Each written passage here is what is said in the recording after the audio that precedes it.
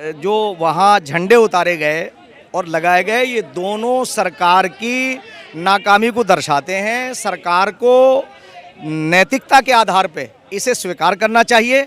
मैं तो बल्कि ये कहूँगा कि अगर उसमें नैतिकता सरकार में है तो रिज़ाइन कर देना चाहिए कि भाई हमारे बस की बात नहीं है, हमसे नहीं चल पा रहा है। आप विपक्ष आए या दूसरा लोग आए, अपना मैंडेट लेकर के वो सरकार बनाए। लेकिन अगर राजस्थान की बात करें तो वहाँ पहले 300 साल पुराना मंदिर तोड़ा जाता है, उसके बाद फिर दो गुटों के बीच जो ये देखा जाए तो लोगों का ये कहना है कि ये सब एक राजनीतिक एजेंडे हैं, सब विशेष समुदाय के लोगों को खुश करने के लिए किया जा रहा है। क्या ऐसा है? तो एक बात बताओ कि अगर कोई विपक्ष के ऊपर इल्ज़ाम लगाता है तो वो किस आधार पे लगा रहा है, ये बताइए आप। आधार क्या है उसका? कोई ये कहे मैं एक साधारण आदमी हूँ, मेरे हाथ में तो प्रशासन नहीं है।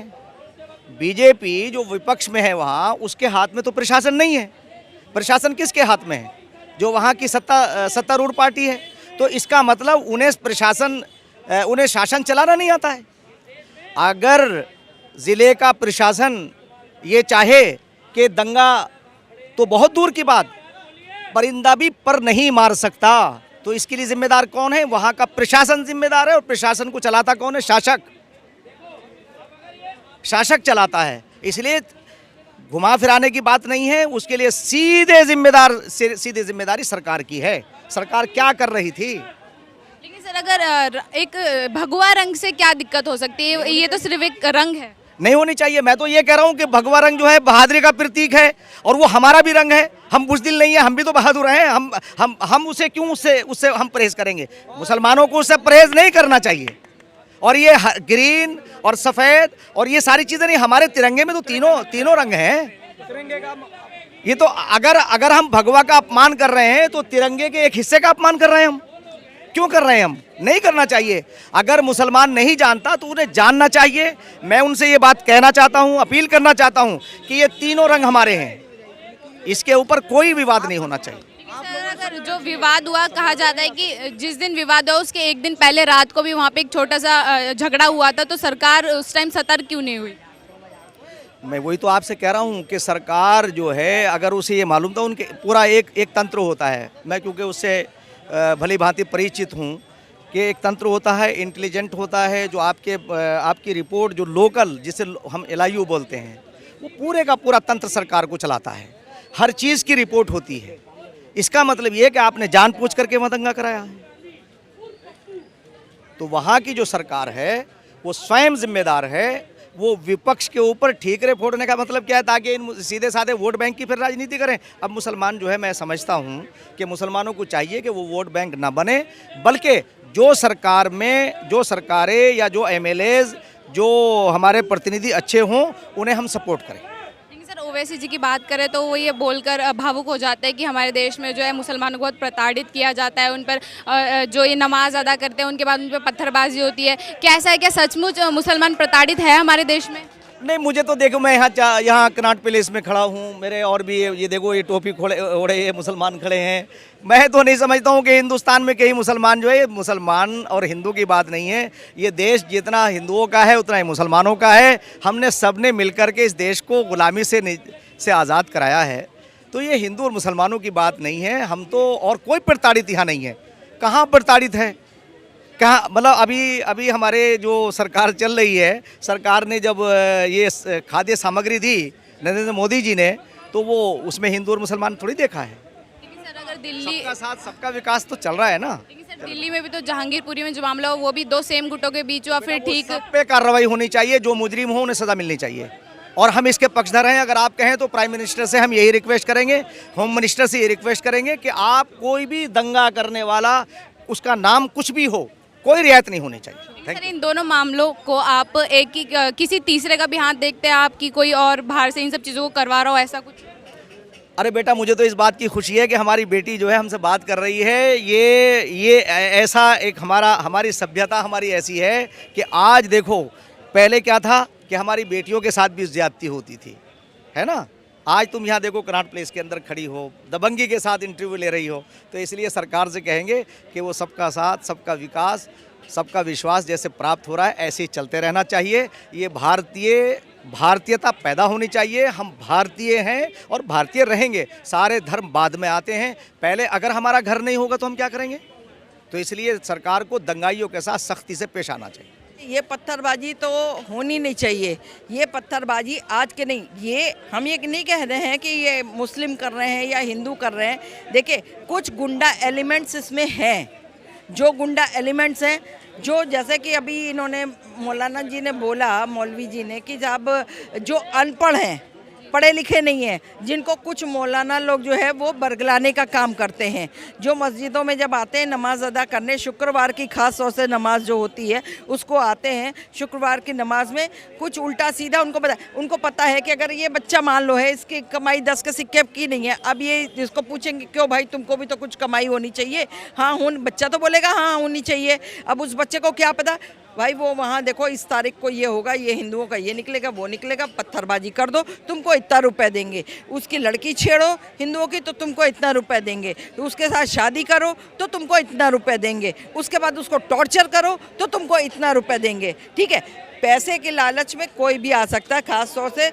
वो परिवार जरूर पैसे की लालच में आ जाते हैं जो शायद तिल तिल करके पैसों के लिए मोहताज रहते हैं। तो ये चीज़ें नहीं होनी चाहिए। जब भारत में रह रहे हो तो भारत का खा रहे हो तो भारत का ही गाओ। ये नहीं हो कि भारत में रह रहे हो, भारत का नमक खा रहे हो और पाकिस्तान के गुण गा रहे हो। ये कहाँ का नियम है?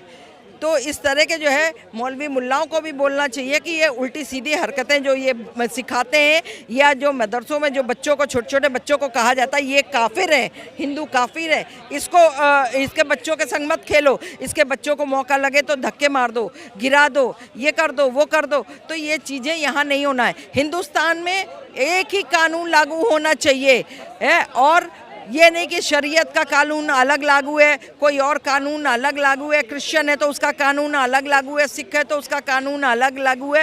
ये नहीं, हिंदू मुस्लिम सिख ईसाई के लिए एक ही कानून होना चाहिए। ठीक है, और जो है उसी कानून के तहत उसको उस कानून का पालन करना है। कानून का उल्लंघन करने वाले के लिए कोर्ट तमाम हैं, थाने तमाम हैं, FIR दर्ज होनी चाहिए, और उसके साथ सख्ती के साथ जो है कानून को पेश आना चाहिए, सख्त से सख्त सज़ा देनी चाहिए। जो लोग इस तरह की हरकतें करते हैं उनको यहाँ से बिल्कुल बाहर, देश से बिल्कुल बाहर कर दो, निकाल दो।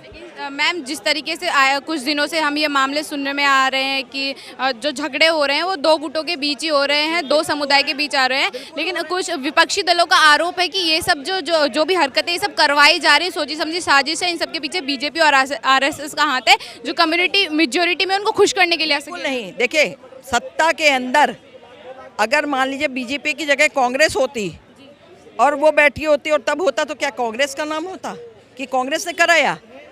ऐसा नहीं होता है कि जिसकी सत्ता है वही अपना, जिसने अपना आशियाना बनाया और आशियाना बना के उसमें रह रहा है, तो जो है कि वही अपना आशियाना तोड़ देगा। ऐसा कहीं नहीं होता है। ना बीजेपी इस तरह की गलत हरकतें बताती है और ना RSS इस तरह की गलत हरकतें बताती है। ये बीजेपी RSS का नाम या फिर बजरंग दल का नाम ले करके गलत इसका प्रयोग किया जा रहा है। ये सिर्फ नामों को बदनाम किया जा रहा है और दूसरा तीसरा कुछ नहीं है। और ये हर एक को पता है, ज़्यादा दूर मत जाइए। आप शाहीन बाग पहला, दूसरा आप शहादरा में देख लीजिए जाफराबाद कांड, तीसरा आप जो है अभी क्या बोलते हैं जहांगीरपुरी का कांड देख लीजिए। ये सबकी आंखों के सामने है, किसी से छुपा तो नहीं है ना। दूसरी बात, यहाँ का जो आका है वो भी क्या करते हैं, यहाँ के आका को सिर्फ उनसे वोट चाहिए। एक मियाँ, 4 बीवी, 40 बच्चे, ठीक है, टोटल 45 हो गए। एक घर से 45 वोट जाएंगे और एक घर से 2 या 3 या 4 लोगों के वोट जाएंगे, तो सबसे ज़्यादा माने कौन रखता है? 45 लोग माने रखता है, ना कि 4 लोग कि एक मियाँ एक बीवी और 2 बच्चे। ये नहीं माने रखते। एक मियाँ एक बीवी और एक बच्चा, ये नहीं माने रखते। 45 लोग माने रखते, 40 बच्चे, 4 बीवी और एक मियाँ। तो ये है, इनके यहाँ से कितनी हिंदू लड़कियाँ बरगला के, अभी मैंने कल रात को फेसबुक पे डाला है, उस पर मैंने खुद लिखा हुआ है, तो आप देखिए कि उसमें किस तरह से किसी हिंदू लड़की को बरगला के उसने हिंदू बन करके उसके साथ में शादी करी। ठीक है, लड़की भी वो, लड़कियों का अभी कहेंगे हम हिंदू लड़कियां तो माँ की बदमाश है। क्यों, तुमको वही लोग मिलते हैं शादी करने के लिए है? या जो कहीं से तुम्हें कहीं से पूरी ज़िंदगी उसके संग बाहों में बाहें डाल के घूम रही, तो नहीं समझ में आ रहा है? उसके उठने बैठने बोलने के तरीके में नहीं तुम्हें समझ में आ रहा है कि क्या लैंग्वेज यूज़ हो रही है? भाषा भी बता देती है कि क्या भाषा यूज़ हो रही है। मैम अगर जोधपुर की बात करें, वहाँ जो भगवा रंग के झंडे लगाए गए थे वो एक स्वतंत्र सेनानी थे, उनकी मूर्ति पर लगाए गए थे, तो वहाँ पर झंडा लगवाने से क्या आपत्ति हो सकती है? देखिए कोई आपत्ति नहीं, मैंने कहा ना जिसको दंगा करना है वो बिना आपत्ति के भी दंगा करेगा, और जिसको नहीं करना है ना, अगर किसी चीज़ से आपत्ति है, मान लीजिए मुझे आपके इससे आपत्ति है, तो मैं आपको बड़े प्यार से भी बोल सकती हूँ कि बेटा मुझे इससे ऑब्जेक्शन है, आप इसको हटा लीजिए। और मुझे मान लीजिए कि कोई वो नहीं है तो मैं कुछ बिना उसके भी दंगे खड़े कर सकती हूँ, ठीक है ना। तो ये वही है, दंगाइयों का काम है दंगा करना, दंगाइयों का काम है। मैंने कहा ना कि उनको बोला जाता है इतने पैसे देंगे इतने पैसे देंगे, और ये सब मस्जिद से फिक्स होते हैं, ये सारे वहाँ से बाकायदा फिक्स होते हैं। पैसे आते हैं जी बाहर से इन लोगों को, और इस्लामिक कंट्रियों से पैसे आते हैं कि तुम ये हरकत करो तो इतना पैसा, तुम ये हरकत करो तो इतना पैसा, ये हरकत करो तो इतना पैसा। लेकिन एक रात पहले भी एक छोटा सा दंगा हुआ था, तो पुलिस को तो सतर्क हो जाना चाहिए था। बिल्कुल सतर्क हो जाना चाहिए था। पुलिस वहाँ की पता नहीं पुलिस क्या कर रही, वहाँ का कांग्रेस का राज्य चल रहा है, वहाँ का प्रशासन क्या कर रहा है, भगवान मालिक है। और कांग्रेस शासित राज्यों में ही ये दंगे हो रहे हैं, हमारे लखनऊ में क्यों नहीं ये दंगे हो रहे हैं? हमारे उत्तर प्रदेश बहुत बड़ा है, राजस्थान छोटा सा है, बहुत बड़ा नहीं है, बट उत्तर प्रदेश बहुत बड़ा है, दिल्ली बहुत इतना छोटा सा है, लेकिन यहाँ भी दंगे हो जाते हैं, वहाँ भी दंगे हो जाते हैं। यूपी में क्यों नहीं दंगे हो रहे? क्योंकि सबको पता है कि यूपी में अगर उन्होंने हर जगह जो है कैमरे लगे, नकली कैमरे नहीं लगे, वहाँ कैमरों से वॉच होता है, शक्ल पहचानो कौन कौन है, इलाकों में जाके देखो कि किसका घर कहाँ है, और दंगाइयों का, और पहचान के दंगाइयों का ही घर तोड़ा जाता है, जिन्होंने दंगे नहीं किए उनका घर नहीं तोड़ा जाता है। दंगाई में अगर हिंदू भी बच्चा है तो उसका भी घर तोड़ा जाता है, और टूटे हैं, ठीक है। अनऑथराइज जो कब्जे होते हैं, अनऑथराइज कब्जे में कोई हिंदू मुस्लिम नहीं देखा जाता है, उसमें हिंदू की भी दुकान टूटती है, मुस्लिम की भी दुकान टूटती है, हिंदू का भी घर टूटता है, मुस्लिम का भी घर टूटता है, हिंदू की भी जो है मंदिर टूटती है, तो मस्जिद की भी मंदिर, मुसलमानों की भी मस्जिद टूटती है।